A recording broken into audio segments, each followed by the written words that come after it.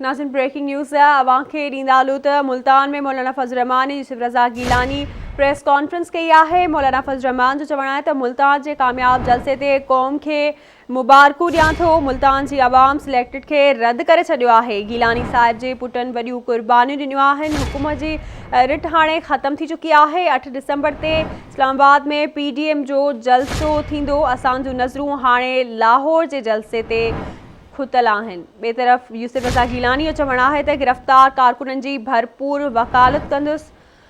मुल्तान जो जलसो रोकण लाइ हर शइ बंदि कई वई। अहिड़ो वर्ताव त आमरनि जे दौर में बि न थियो हो। जलसेगाह में पाणी ऐं बिजली बि न हुई। अवां खे अपडेट कंदा हलूं। अहम ख़बर आहे त मुल्तान में मौलाना फज़ल रहमान ऐं यूसुफ रज़ा गीलानी विच में मुलाक़ात थी। मुलाक़ात खां पोइ प्रेस कॉन्फ्रेंस कई वई, जंहिंमें मौलाना फज़ल रहमान जो चवणु हो त मुल्तान जे कामयाब जलसे ते क़ौम खे मुबारकूं ॾियां थो। मुल्तान जी आवाम सिलेक्टेड खे रद्द करे छॾियो आहे।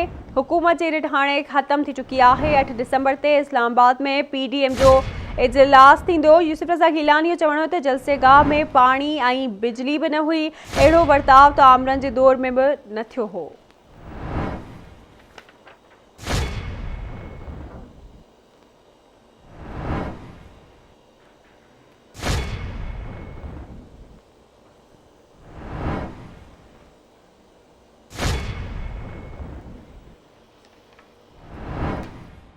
अपडेट कंदा हलूं। अहम ख़बर आहे त मुल्तान में मौलाना फज़ल रहमान ऐं यूसुफ रज़ा गीलानी प्रेस कॉन्फ्रेंस कई आहे, जंहिंमें मौलाना फज़ल रहमान जो चवणु आहे त मुल्तान जे कामयाब जलसे ते क़ौम खे मुबारकूं ॾियां थो।